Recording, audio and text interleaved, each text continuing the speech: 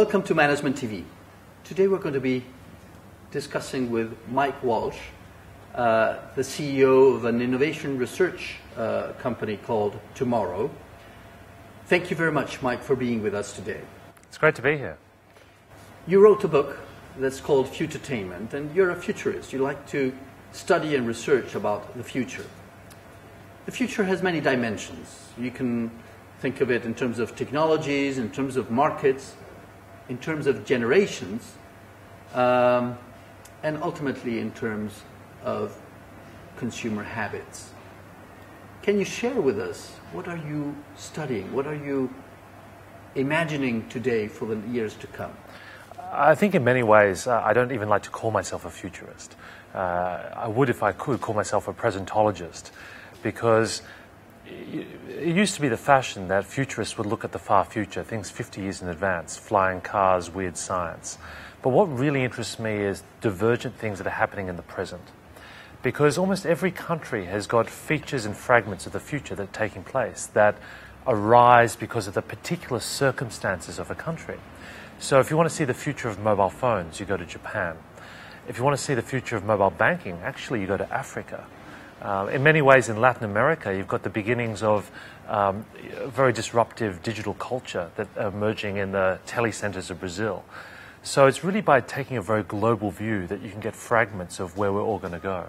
One of the big ideas I've been thinking about lately, it's actually the main theme of my book, Futurtainment, is what happens in a world where all the consumers become connected.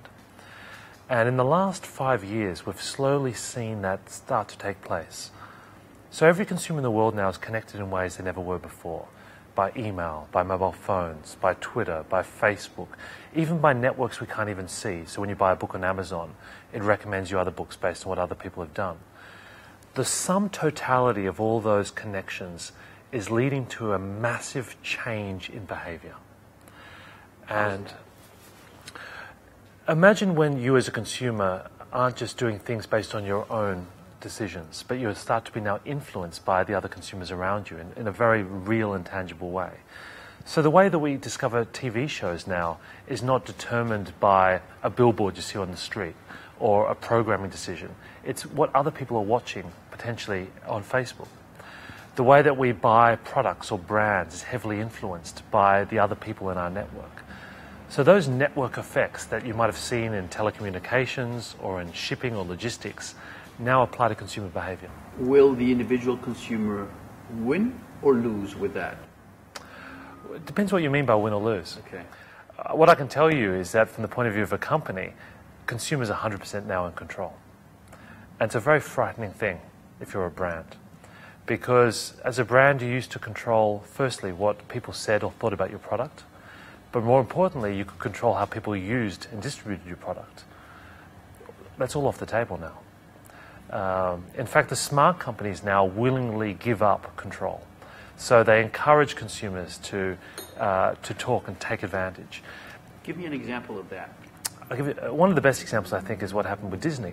So it used to be if you were a big fan of Disney products and you set up your own website, the first gift you'd receive would be a letter from their legal department asking you to cease and desist around their copyright trademarks. Now Disney encourage you. In fact, they give you the tools to blog and talk about their products and brands.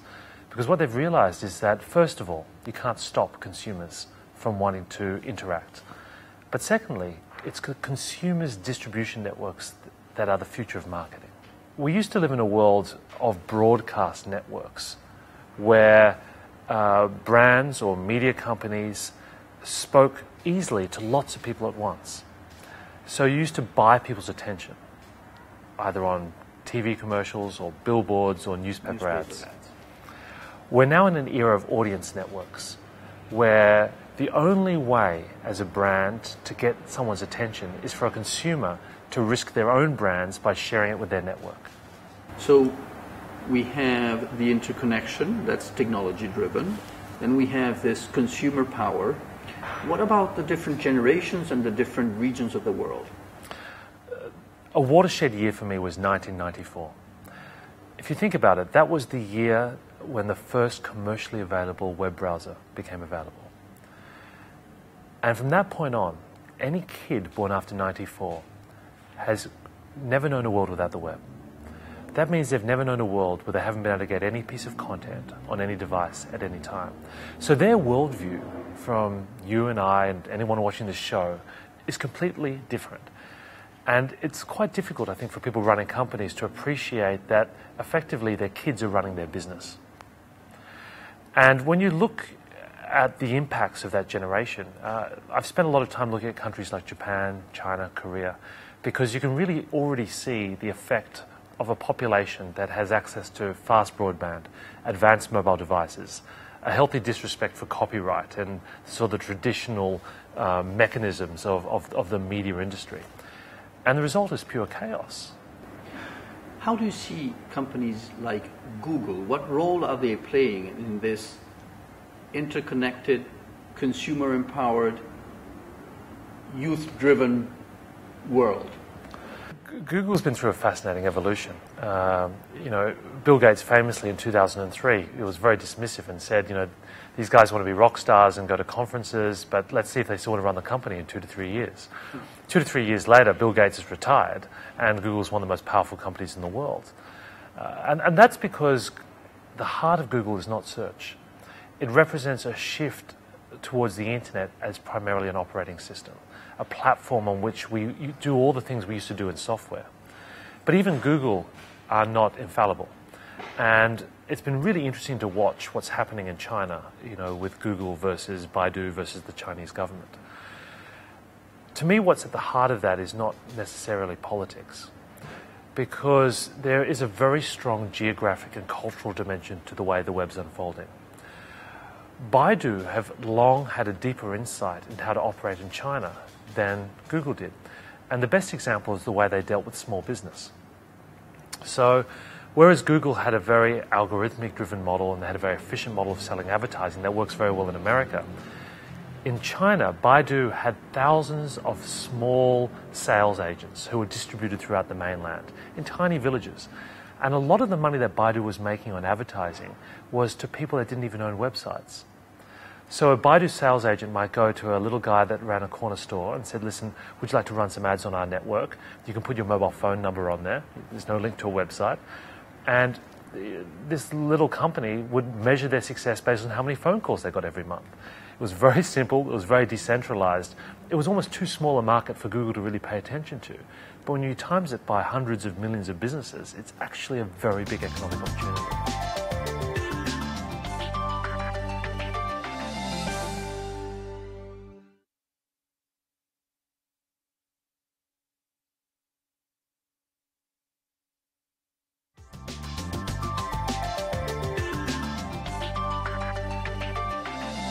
Let's move now to the impact of all these dimensions in Mr. Brown. Mr. Brown is the owner of a furniture business, mid-sized company, very traditional. What is the impact of all this for him? It's a great question, because I think it's easy to forget that not all the companies in the world are going to be like Amazon or Zappos or big online conglomerates. Mr. Brown's really facing two big revolutions. The first is, and doctors have noticed this for some time, is that consumers Google everything before they shop or before they visit a professional. And because of that, whether or not Mr. Brown has a website, consumers are looking for information on the internet. Cars, furniture, groceries, there's no category of purchase that isn't influenced by the web. And because of that, Mr. Brown and other small businesses need to stop thinking like normal companies and start thinking like media companies. Because the one thing that gets people's attention on the web is content.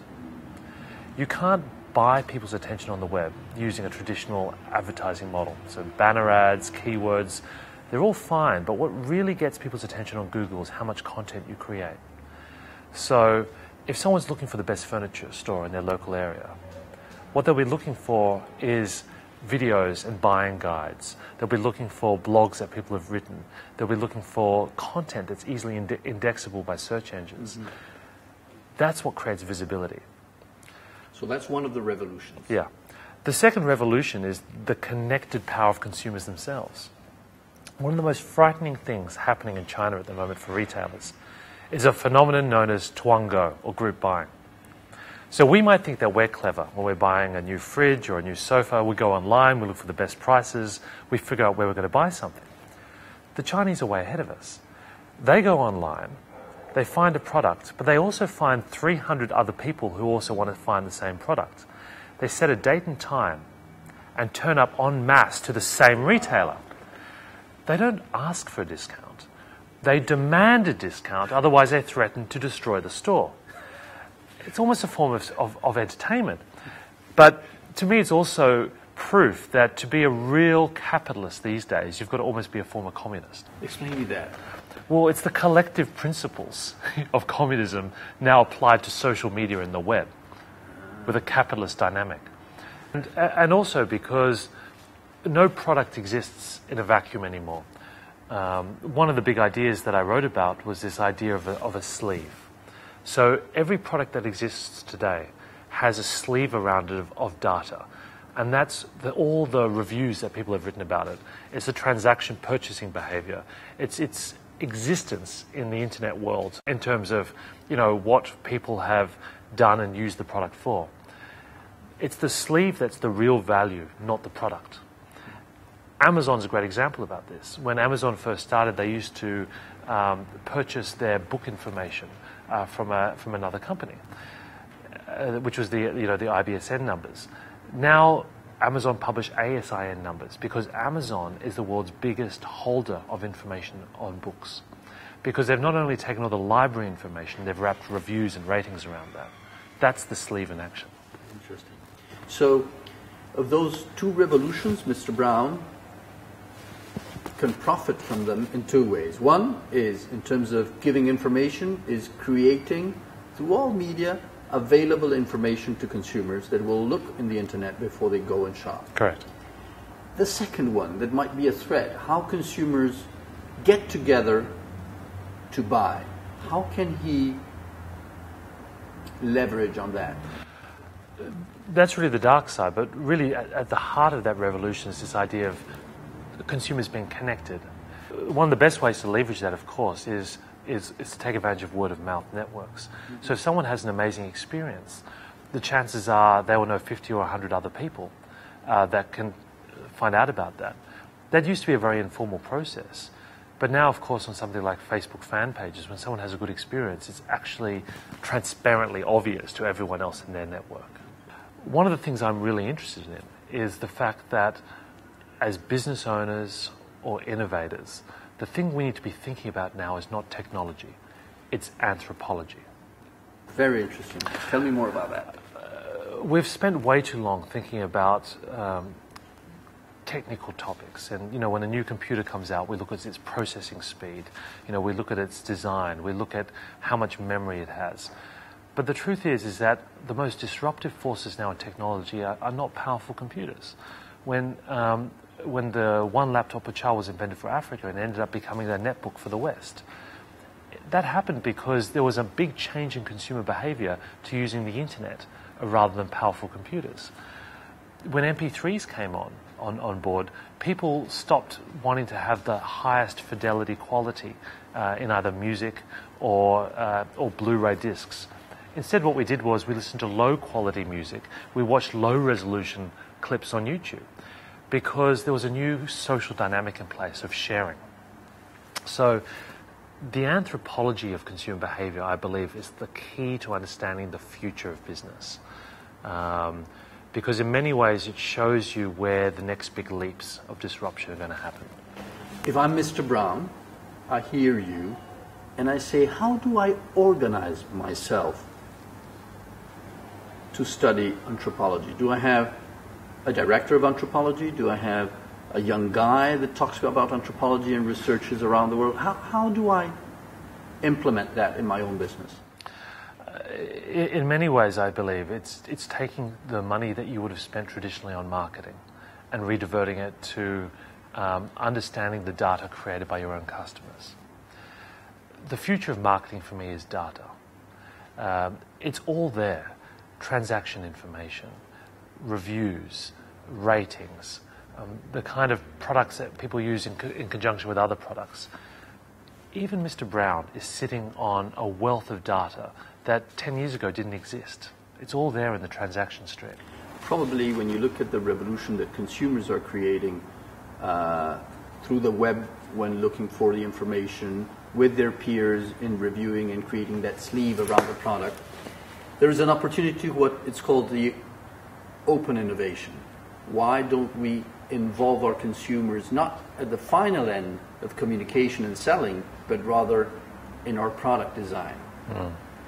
Do you have examples of efficient ways of having your consumers from the very beginning in the product design process? One of my favorite examples of the connected power of consumers is something from Los Angeles. The hottest thing in Los Angeles at the moment are Korean tacos. Now, I have no idea why you'd want to put Korean barbecue meat in a corn tortilla. But, you know, the Californians have always been a little crazy. But the real trick is that you can't go in like McDonald's and buy one of these in a franchise store. You've got to follow the business on Twitter. And their trucks. So they'll send out a message saying at 3 a.m. we'll be on the corner of Hollywood and Vine. People start queuing hours in advance. And people notice the queue on the street, and they go and say, like, you know, what are you guys doing? They said, look, we're waiting for the barbecue truck. And they go, well, how do you find out about it? And they go, well, on Twitter. And then people use their mobile phones and follow them on Twitter. The truck arrives, people get their tacos. The truck then sends out another tweet and moves to another location. It's a fast food flash mob.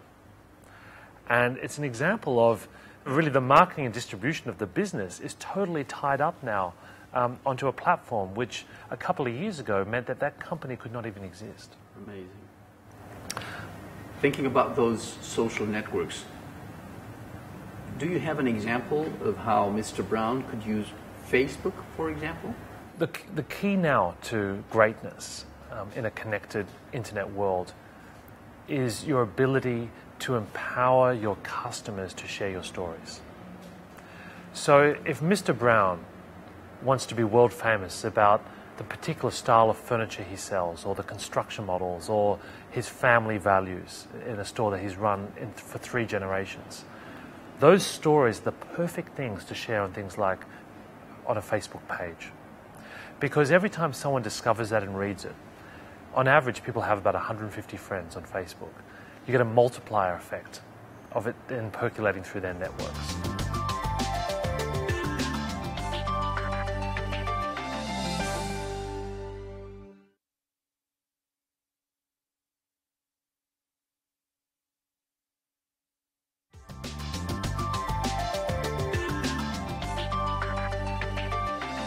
You mentioned several times the media industry and the changes caused by the interconnected world. What's going on? What are the implications of the changes in the media industry? We're in a really exciting and potentially terrifying time for media companies right now. But it just doesn't involve media companies. It involves anyone who's been involved in marketing. And that's because consumer behavior is changing. We are no longer content to watch television at the times when programmers would like to. So the concept of prime time is slowly disappearing. We're no longer content just to read the newspapers and magazines in the markets that we were intended to. So there's a fragmentation of viewership. All of that adds up to a very simple fact, which is as marketers, we can no longer buy people's attention reliably. So that means today, as a marketer, the changes in the media industry mean that we actually have to be better at communicating direct with consumers. We can't rely on media companies to deliver us audience. And the only way now, as a marketer, you can get people's attention is to think yourself like a media company, is to create remarkable content that tells the story of your brand. So years ago, BMW started this trend when they started thinking about how we actually create movies on the internet. But that's just the very beginning, because every brand today, if they create great advertising, people will see it as a form of entertainment. And in fact, one of the most watched and forwarded things on YouTube are advertisements. But they're not advertisements that people have been forced to watch. They're advertisements that people see as true entertainment. So the function, I believe, of a media company in the future is to reinvent itself, to actually create a real marketplace of working out what brands and products do consumers really want to know about and match those to the brands themselves. So let's wrap up our conversation with some tips to entrepreneurs, for example. When I often talk to my clients about innovation, I tell them about the three waves. My dad was an English immigrant, and the first thing he did, like all English immigrants when he arrived in Australia in the 1960s, was try to learn how to surf. He tried to teach me, he wasn't particularly successful, but the one thing he did explain to me was that you can't just look at the first wave, you've got to look at a set. And innovation works like that as well. There are waves of innovation. The first wave to me is always technology. So you've got a couple of geeks in a garage somewhere inventing the next big thing. If you turn the clock back to the 70s, you would have found Steve Jobs and Paul Wozniak inventing the first Apple computer. But the truth is, at that point, it's not clear how the technology is going to percolate or become powerful. Wave number two is when you get a critical mass of consumer behavior. That's when consumers take that technology and they start to do things with it, often that are very different than the founders invented. So Twitter's a perfect example of that. Twitter's in wave two. People started using Twitter in completely new ways that the founders of Twitter didn't expect. No one knows how this thing's going to make money. There's no business model, but that's because it's the third wave of business where that becomes clear. That's where someone's been smart enough to bolt on a means of making money to a divergent technology and a critical mass of consumer behavior. At that point, it's already too late because someone's at the beginnings of a new monopoly. So for entrepreneurs, it's about figuring out the conjunction between emerging technology and the early seeds of consumer behavior. That's the time to act. That's the time when big companies are suing people or people are talking about there's no business here. That's actually the time to create the business. Very interesting. Let's go now to the tips you would give to established mid-sized companies. Mr. Brown. For me, the real skill for companies is to pay attention to what their own customers are doing. It's very easy to sit in the top-level executive floor and discuss what the business model of the industry should be and not really pay attention to what's happening at ground level. All the information is there. Divergent consumer behavior, the new platforms that people are using, the new ways that people are creating headaches for your business. Rather than try to fight that, my advice to the CEOs of the world's big companies and the proprietors of the world's small companies is to get on the level of consumers and to embrace the means by which they themselves are interacting with the company. A lot of my clients ask me, where do we see innovation in our industry? And I said, go down to your chief counsel's office. There'll be a stack of lawsuits on his desk of people that your company is trying to sue. They're actually the pioneers of your business. Because they're breaking the rules. But they're breaking the rules not because they're anarchists. They're breaking the rules because there's a critical mass of consumers who've changed their behavior and want to interact in new ways. They want to get music in new ways. They want to buy books in new ways. They want to use technology in new ways. Rather than fighting them, you should try and figure out how you can monetize those new forms of behavior. In the global economy, we're seeing a shift of the economic output and production to the BRIC countries, Brazil, Russia, India, China, out or away from the US and Europe. Are we going to see the same shift in innovation and the same shift in new technologies or changes in consumer habits? To me, it's a question of demographics. In the Western economies, we're all getting much older. But in the countries of Brazil, Russia, India, and China, they've got a very large percentage of very young, motivated individuals who essentially have grown up in a world entirely driven by the web and mobile phones. So for them, the next ideas are entirely natural. They're going to develop companies and products and services that fit very closely with their own lifestyles. For these reasons, if you want to see where the next big thing is coming from, I really believe that you should pay close attention to the fast growth markets. So if you want to understand where social networking came from, you look at Korea, where Cyworld during the 90s was the very origins of these very large websites.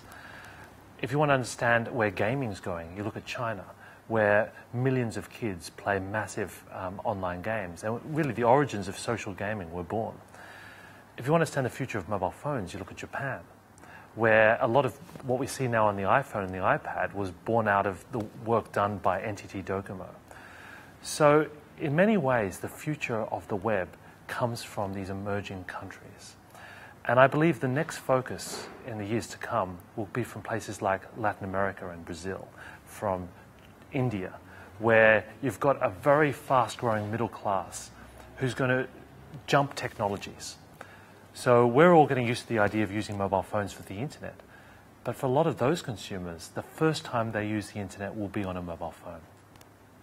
So in 20 years' time, I believe the greatest impact on the shape of the web won't come from America. The US is already only 20% of the total global web audience. In 20 years' time, the internet will very much be a collage of the experience of Chinese, Indian, Russian, Brazilian users. It'll be a very different place. Thank you very much, Mike, for being with us today, and we hope to have you soon back in Management TV.